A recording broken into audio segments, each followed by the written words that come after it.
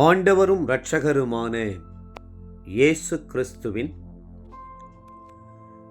ஈடு இணையற்ற நாமத்தில் அன்றன்றுள்ளப்பம் வாசகர்களுக்கு எங்கள் அன்பின் வாழ்த்துக்கள்.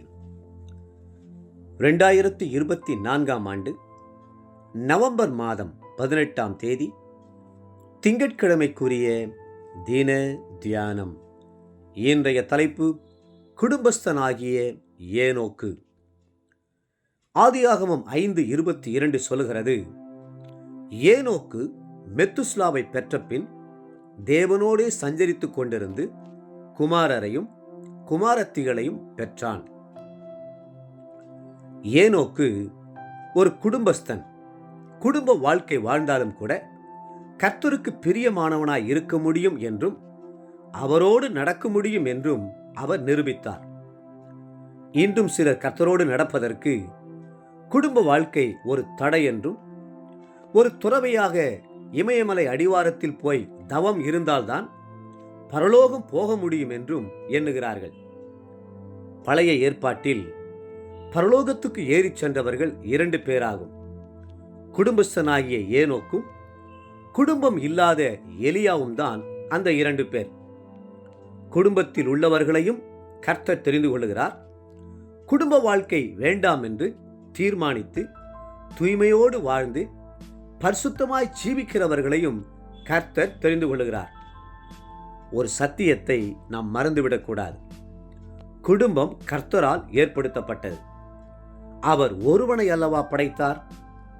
ஆவி அவரிடத்தில் பரிபூர்ணமாய் இருந்ததே, பின்ன ஏன் ஒருவனை படைத்தார்?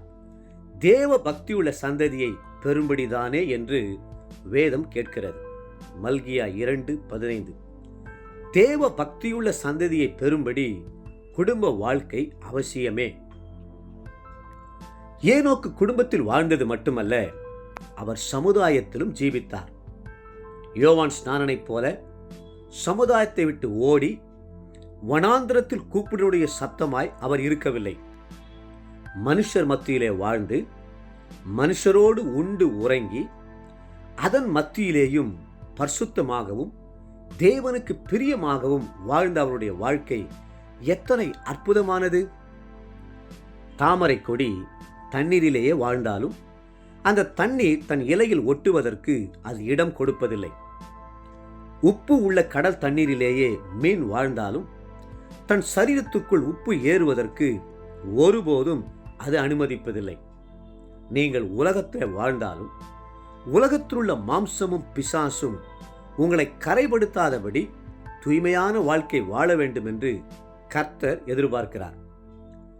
ஏனோக்கின் முதல் மகனான மெத்துஸ்லா பிறந்த பின்பு ஏனோக்கின் வாழ்க்கையிலே பெரிய மாற்றங்கள் ஏற்பட்டன. அதிலிருந்துதான் அவர் தேவனோடு சஞ்சரிக்க ஆரம்பித்தார். ஆதியாகமம் 5:22. மெத்துஸ்லா என்பதற்கு அவன் மரிக்கும் போது அனுப்பப்படும் என்பது அர்த்தமாகும்.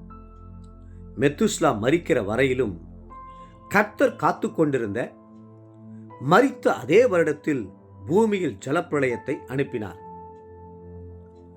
ஏனோக்கின் சந்ததியிலே ஏனோக்கின் பேரனான நோவா தேவனோடு நடந்தார்.